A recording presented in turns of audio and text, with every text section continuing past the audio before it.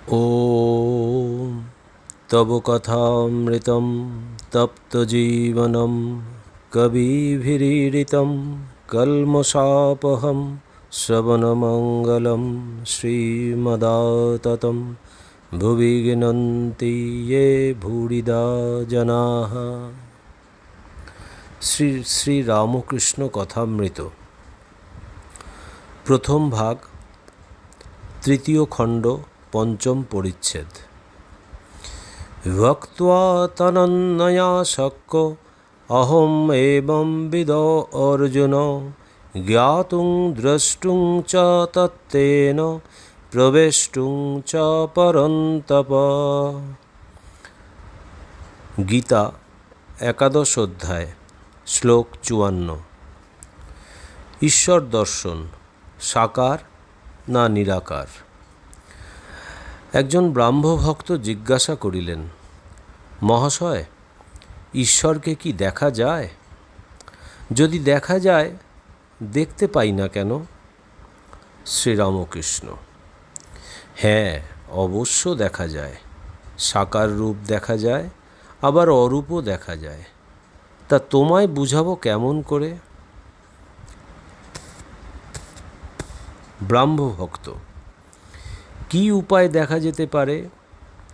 শ্রীরামকৃষ্ণ: ব্যাকুল হয়ে তার জন্য কাঁদতে পারো। লোকে ছেলের জন্য, স্ত্রীর জন্য, টাকার জন্য এক ঘটি কাঁদে, কিন্তু ঈশ্বরের জন্য কে কাঁদছে? যতক্ষণ ছেলে চুষি নিয়ে ভুলে থাকে, মা রান্নাবান্না বাড়ির সব কাজ করে।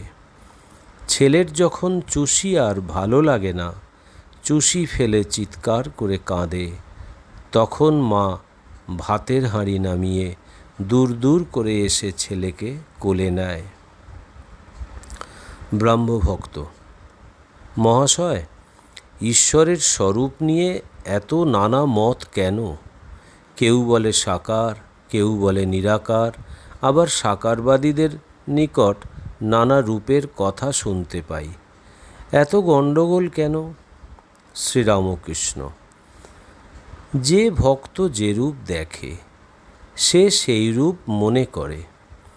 বাস্তবিক কোনো গণ্ডগোল নাই। তাকে কোনো রকমে যদি একবার লাভ করতে পারা যায়, তাহলে তিনি সব বুঝিয়ে দেন। সে পাড়াতেই গেলে না, সব খবর পাবে কেমন করে? একটা গল্প শোনো। একজন বাজ্যে গেছিল। সে দেখলে গাছের উপর একটি জানোয়ার রয়েছে। সে এসে আর একজনকে বললে, দেখো, অমুক গাছে একটি সুন্দর লাল রঙের জানোয়ার দেখে এলাম। লোকটি উত্তর করলে, আমি যখন বাজ্যে গেছিলাম, আমিও দেখেছি। তা সে লাল রং হতে যাবে কেন? সে যে সবুজ রং। আর একজন বললে, না না, আমি দেখেছি, হলদে। এইরূপে আরও কেউ কেউ বললে, না, সাদা, বেগুনি, নীল ইত্যাদি। শেষে ঝগড়া। তখন তারা গাছতলায় গিয়ে দেখে একজন লোক বসে আছে। তাকে জিজ্ঞাসা করাতে সে বললে, আমি এই গাছতলায় থাকি। আমি সে জানোয়ারটিকে বেশ জানি। তোমরা যা যা বলছো সব সত্য। সে কখনো লাল, কখনো সবুজ, কখনো হলদে, কখনো নীল, আরও সব কত কি হয়, বহুরূপী। আবার কখনো দেখি কোনো রঙই নাই, কখনো সগুণ, কখনো নির্গুণ। অর্থাৎ যে ব্যক্তি সদা সর্বদা ঈশ্বর চিন্তা করে, সেই জানতে পারে তার স্বরূপ কি। সে ব্যক্তিই জানে যে তিনি নানা রূপে দেখা দেন, নানাভাবে দেখা দেন। তিনি সগুণ, আবার তিনি নির্গুণ। যে গাছতলায় থাকে, সেই জানে বহুরূপীর নানা রং। আবার কখনো কখনো কোনো রঙই থাকে না। অন্য লোকে কেবল তর্ক ঝগড়া করে কষ্ট পায়। কবির বলতো, নিরাকার আমার বাপ, সাকার আমার মা। ভক্ত যে রূপটি ভালোবাসে সেই রূপে তিনি দেখা দেন। তিনি যে ভক্ত বৎসল। পুরাণে আছে, বীর ভক্ত হনুমানের জন্য তিনি রামরূপ ধরেছিলেন। বেদান্ত বিচারের কাছে রূপটুপ উড়ে যায়। সে বিচারের শেষ সিদ্ধান্ত এই, ব্রহ্ম সত্য আর নামরূপযুক্ত জগৎ মিথ্যা। যতক্ষণ আমি ভক্ত এই অভিমান থাকে, ততক্ষণই ঈশ্বরের রূপ দর্শন আর ঈশ্বরকে ব্যক্তি পার্সন বলে বোধ সম্ভব হয়। বিচারের চক্ষে দেখলে ভক্তের আমি অভিমান ভক্তকে একটু দূরে রেখেছে। কালীরূপ কি শ্যামরূপ 14 পোয়া কেন? দূরে বলে সূর্য ছোট দেখায়, কাছে যাও তখন এত বৃহৎ দেখাবে যে ধারণা করতে পারবে না। আবার কালীরূপ কি শ্যামরূপ শ্যামবর্ণ কেন? সেও দূর বলে, যেমন দিঘির জল দূরে থেকে সবুজ, নীল বা কালো বর্ণ দেখায়, কাছে গিয়ে হাতে করে জল তুলে দেখো কোনো রঙই নাই। আকাশ দূরে দেখলে নীল বর্ণ, কাছে দেখো কোনো রং নাই। তাই বলছি, বেদান্ত দর্শনের বিচারে ব্রহ্ম নির্গুণ। তার কি স্বরূপ তা মুখে বলা যায় না, কিন্তু যতক্ষণ তুমি নিজে সত্য ততক্ষণ জগৎও সত্য। ঈশ্বরের নানা রূপও সত্য, ঈশ্বরকে ব্যক্তিবোধও সত্য।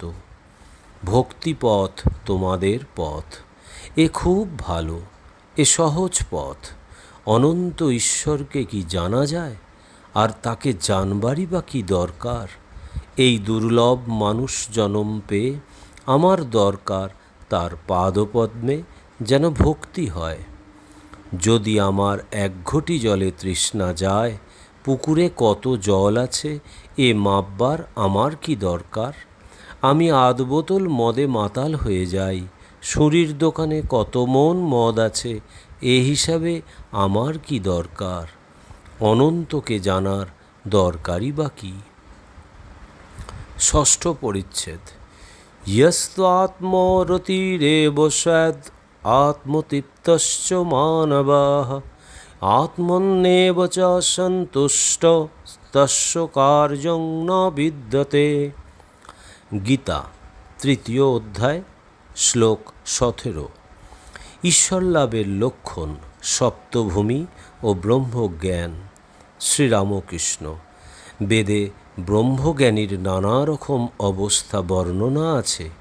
সে পথ জ্ঞানপথ, বড় কঠিন পথ।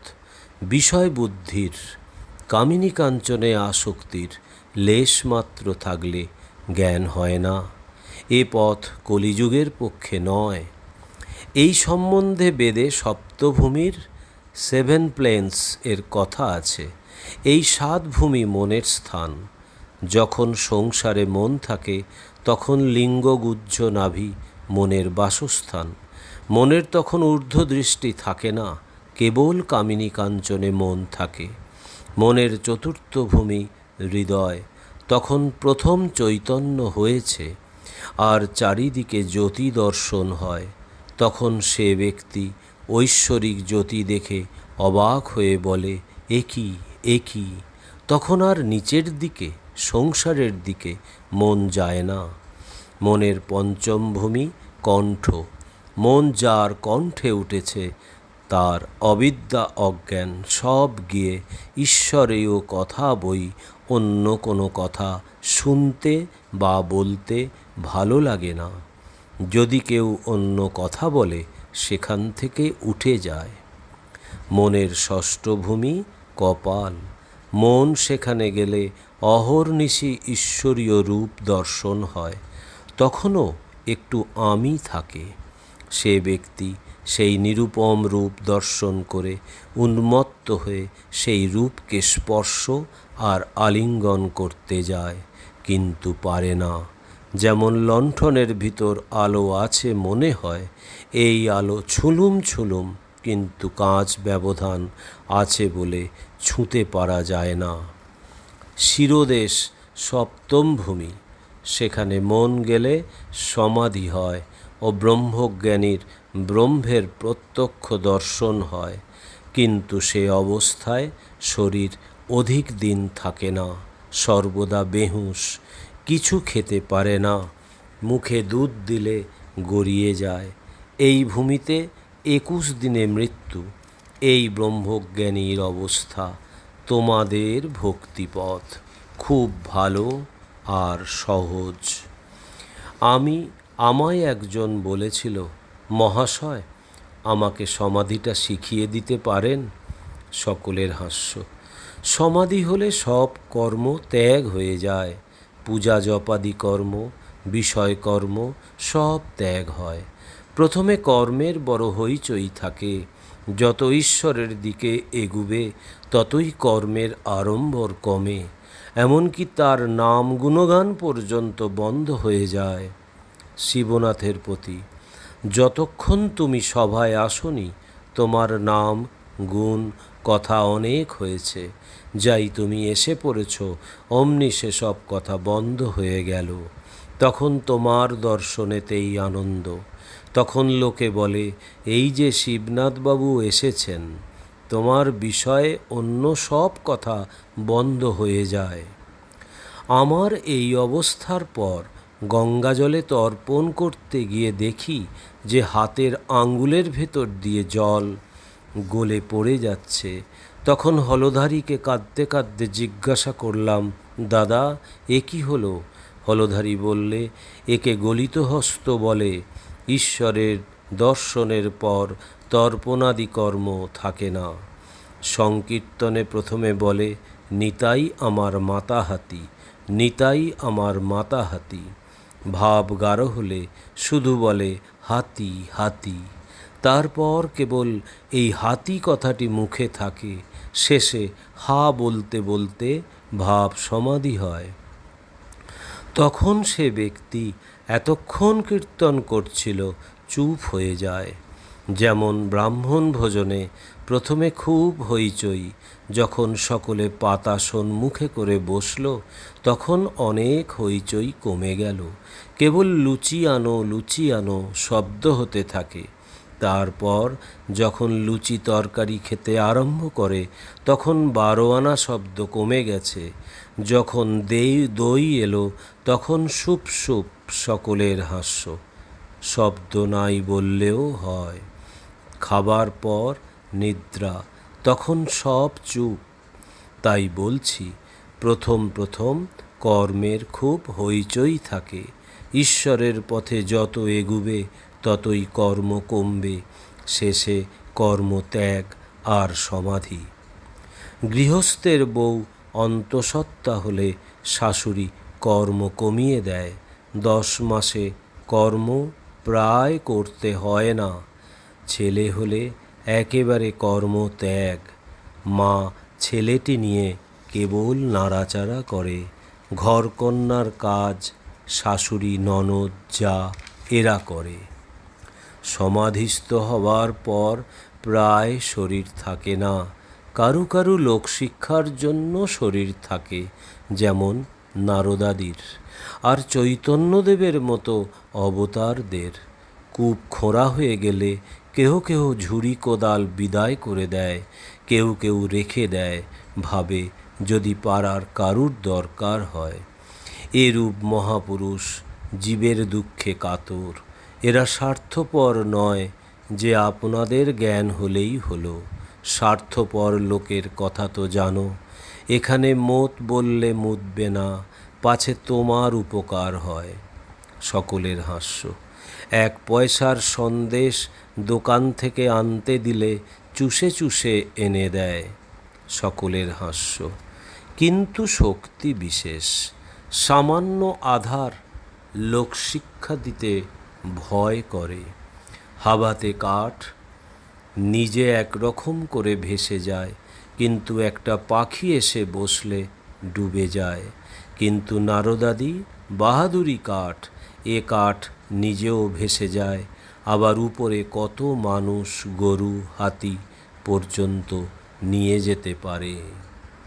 ওম নিরঞ্জনম নিত্যম অনন্তরূপম ভক্তানুকম্পাধীত বিগ্রহং বৈ ঈশাবতারম পরমেশমিড্ডম তং রামকৃষ্ণং শিরসা নমাম্যহম। শ্রীরামকৃষ্ণ অর্পণমস্তু।